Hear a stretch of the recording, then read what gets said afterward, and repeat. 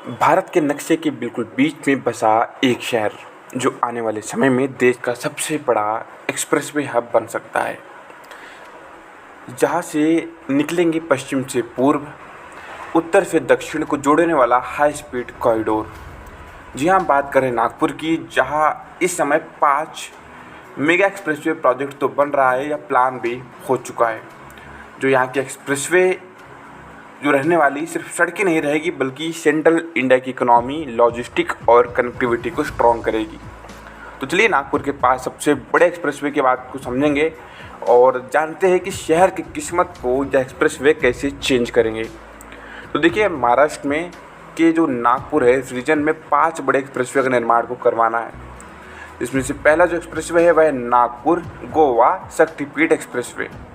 जी हाँ, हम बात करते हैं महाराष्ट्र के सबसे एम्बिटियस प्रोजेक्ट के बारे में, जो कि नागपुर गोवा शक्तिपीठ एक्सप्रेसवे है। यह एक्सप्रेसवे नागपुर से शुरू होकर गोवा तक जाएगा। इसकी लंबाई 760 किलोमीटर लंबी है। रास्ते में कई धार्मिक और आर्थिक क्षेत्रों को जोड़ने में मदद करेगा, जिसमें वर्धा, यावतमाल, नांदेड़ और कोल्हापुर। और इसी जो है शक्तिपीठ एक्सप्रेसवे के नाम से जाना जाता है, क्योंकि ये अपने मार्ग में कई बड़े प्रमुख शक्तिपीठों को जोड़ने वाला है।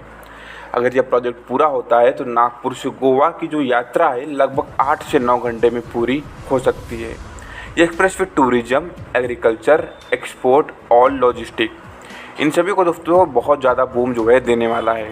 तो यह एक्सप्रेसवे नागपुर से निकलकर गोवा तक जो है इस एक्सप्रेसवे का निर्माण को करवाना है। अगर इस एक्सप्रेसवे की बात करो तो 800 से 850 किलोमीटर की लेंथ रहेगी, जो कि 6 लेन का लंबा रहने वाला है। नागपुर से पत्रा देवी इन सिंधुदुर्ग गोवा बॉर्डर के पास जो है इसको कनेक्ट किया जाएगा। लगभग 12 महाराष्ट्र के डिस्ट्रिक्ट जो है कवर होंगे, जिसमें से बात करूँ तो यावतमाल, हिंगोली, नांदेड़, परभनी, बीड़, लातूर, धाराशिव, सोलापुर, सांगली, कोल्हापुर और सिंधुदुर्ग, भाई इतने ज़िलों को कवर करने वाला है। और महाराष्ट्र के पास नागपुर के बाद वर्धा होके निकाला जाएगा।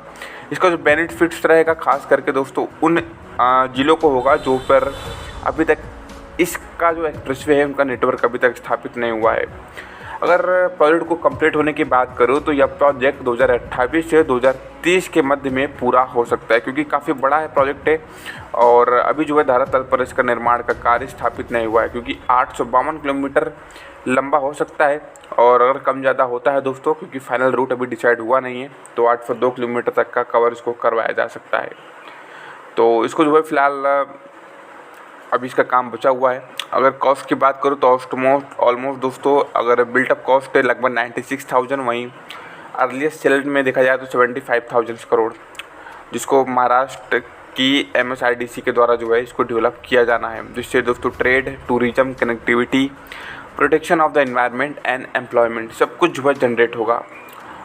महाराष्ट्र की बात करूँ तो महाराष्ट्र में वर्धा डिस्ट्रिक्ट, यावतमाल में पुसद आता है दोस्तों, Hingoli district, Parbhani district, Nanded district, Latur, Beed, Dharashiv, Solapur, Sangli, उसके अलावा यहाँ पर कोल्हापुर और सिंधुदुर्ग डिस्ट्रिक्ट को कवर करेगा। वहीं गोवा की बात करूँ तो पत्रा देवी जो कि नॉर्थ गोवा का डिस्ट्रिक्ट है उसको कनेक्ट करेगा। इंटर कनेक्टिविटी में Mumbai Nagpur expressway, Surat Chennai expressway and NH66 जो कि मुंबई गोवा है, इसको जो है कनेक्ट करेगा।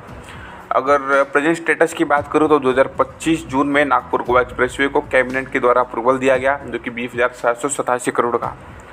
2025 नवंबर में 70% भूमि अधिग्रहण अलाइनमेंट को फाइनल किया गया और 30% measurement of 2 alternate routes being carry out. इसलिए मैंने आपको बताया कि 802 से 852 किलोमीटर का रूट हो सकता है, क्योंकि अभी 2 रूटों पर विचार चल रहा है। मतलब 2026 फरवरी में route alignment revised for 802 kilometre to 852 kilometre and Maharashtra government approve a proposal to obtain ₹20,000 crore loan of acquisition of nearly 700,500 hectare of land of the project. तो भाई 7500 हेक्टेयर ज़मीन को अधिग्रहण करने के लिए 20,000 करोड़ रुपए का लोन जो है यहाँ पर इस प्रोजेक्ट के लिए लिया जाएगा। तो यह होगा दूसरा प्रोजेक्ट इंपॉर्टेंट। अब बात करते हैं भाई नागपुर से विजयवाड़ा एक्सप्रेसवे की। तो देखिए, नागपुर से विजयवाड़ा की एक्सप्रेसवे का भी काम जो है करवाया जाना है। यह एक्सप्रेसवे भी उतना ही महत्वपूर्ण है जितना दोस्तों शक्तिपीठ। अगर इस एक्सप्रेसवे की बात करूँ तो यह एक्सप्रेसवे को अगर डिटेल में समझने का प्रयास करते हैं तो यह एक्सप्रेसवे भी काफ़ी इंपॉर्टेंट हो जाता है, क्योंकि यहाँ पे ऐसा कॉरिडोर रहेगा जो सेंट्रल इंडिया को सीधे साउथ इंडिया से जोड़ेगा। नागपुर विजयवाड़ा एक्सप्रेसवे या एक्सप्रेसवे नागपुर को विजयवाड़ा से जोड़ेगा, या रूट चंद्रपुर वारंगल वगैरह होकर निकलेगा। या कॉरिडोर बनने के बाद सेंट्रल इंडिया से आंध्र प्रदेश के पोर्ट्स तक सीधी कनेक्टिविटी मिलेगी। इसका बड़ा फ़ायदा लॉजिस्टिक, इंडस्ट्रियल, एक्सपोर्ट सभी को होने वाला है। अगर समझने का प्रयास करें तो भाई यह एक्सप्रेसवे 405 किलोमीटर लंबा होगा। 4 lane access control greenfield expressway रहेगा, जो कि महाराष्ट्र, तेलंगाना और आंध्र प्रदेश को कवर करेगा।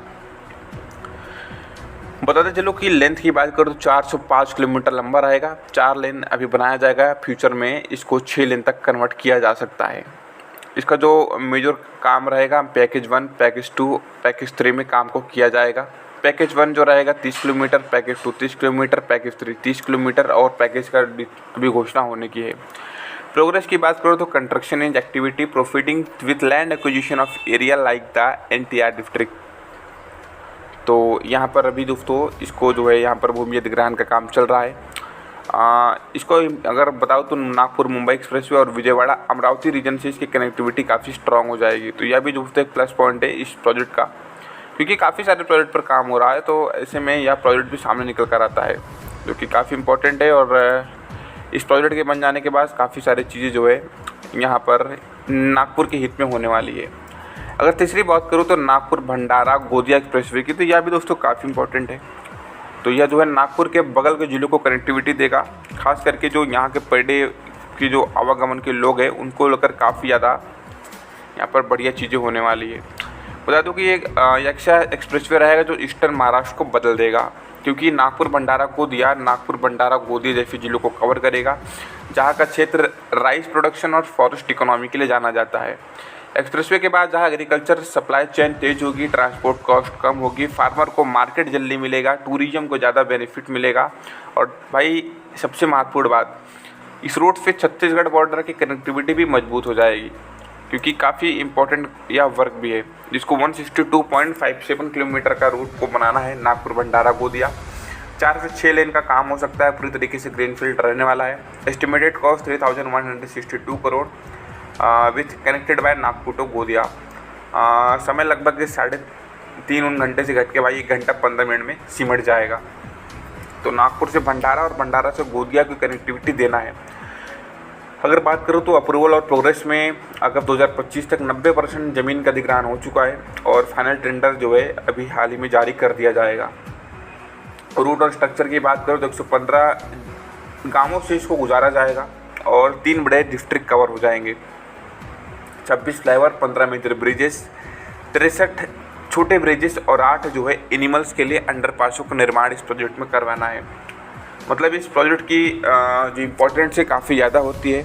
अगर बात करूँ तो यह जो प्रोजेक्ट रहेगा जिसको कनेक्ट किया जाएगा हिंदू हृदय सम्राट बाला साहेब ठाकरे महाराष्ट्र समृद्धि महामार्ग के फिर, तो जिसका काम जो रहेगा काफ़ी इंपॉर्टेंट हो जाएगा। मैं बता दूं कि 13.7 किलोमीटर का बाईपास बनाया जाएगा गोंदिया के लिए एंड 3.8 किलोमीटर का Shivpur will connected to industrial hub of Tiroda, इसको भी कनेक्ट किया जाना है। तो काफ़ी सारी चीज़ें इस एक्सप्रेसवे के साथ होने वाली है।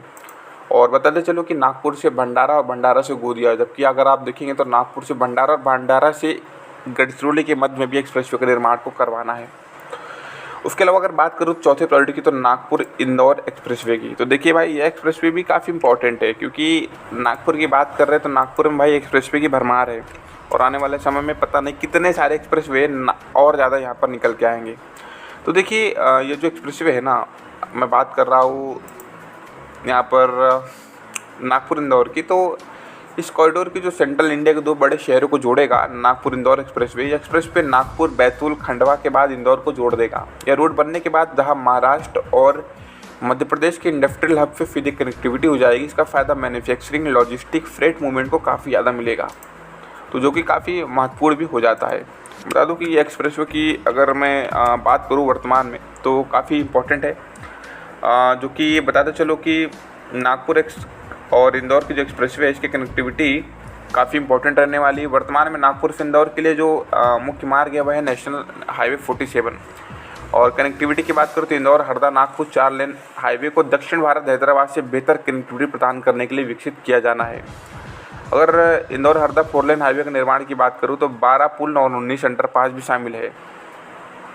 500 किलोमीटर के आसपास यह रहने वाली की दूरी। और जल्द ही इसका काम भी पूरा हो सकता है। अगले प्रोजेक्ट की बात करूँ तो नागपुर भंडारा रायपुर की इंडस्ट्रियल कॉरिडोर। अब इसको भी आप लोग समझ लीजिए क्योंकि उतना ही इम्पोर्टेंट दोस्तों ये भी है। तो ऐसा हो रहा है कि इस प्रोजेक्ट में 5वां बड़ा जो कॉरिडोर रहेगा स्टील फ्रेट मूवमेंट के लिए ज़रूरी रहेगा, क्योंकि यह रूट नागपुर से रायपुर के कनेक्टिविटी को मजबूत करेगा। यह कॉरिडोर बनने से जहां माइनिंग बेल्ट मजबूत होगा तो वहीं स्टील की इंडस्ट्री भी काफ़ी ग्रोथ करेगी। इंडस्ट्रियल का लॉजिस्टिक काफ़ी फास्ट होगा, जिसके लिए यह प्रोजेक्ट बनना काफ़ी महत्वपूर्ण है। इस रूट के बाद नागपुर सेंट्रल इंडिया का बड़ा लॉजिस्टिक हब बन जाएगा। अगर बात करूँ तो सभी एक्सप्रेसवे की, तो नागपुर की कनेक्टिविटी चारों दिशाओं में होगी, चाहे वह वेस्ट में गोवा हो, साउथ में विजयवाड़ा हो, ईस्ट में रायपुर, नॉर्थ में इंदौर। तो यानी नागपुर अब इंडिया का एक्सप्रेसवे क्रॉस रोड भी बनाया जा रहा है। इसके साथ ही फ्यूचर्स में दोस्तों मिहान प्रोजेक्ट, नागपुर मेट्रो, समृद्धि महामार्ग, यह काफ़ी सारे चीज़ों से साफ साफ नज़र आता है कि सेंट्रल इंडिया का बड़ा इंफ्रास्ट्रक्चर ट्रांसफॉर्मेशन जो है यहीं करवाया जा रहा है। मतलब आज नागपुर सिर्फ एक शहर नहीं है, बल्कि यह सेंट्रल इंडिया का लॉजिस्टिक कैपिटल भी है, जहाँ से निकलेंगे देश के बड़े एक्सप्रेसवे कॉरिडोर। आपको क्या लगता है कि आप आने वाले समय में नागपुर सच में इंडिया का एक्सप्रेसवे हब बन सकता है? कमेंट में ज़रूर बताइए। तब तक मिलते हैं और भी बहुत सारे टॉपिक के साथ में। जय हिंद, जय भारत।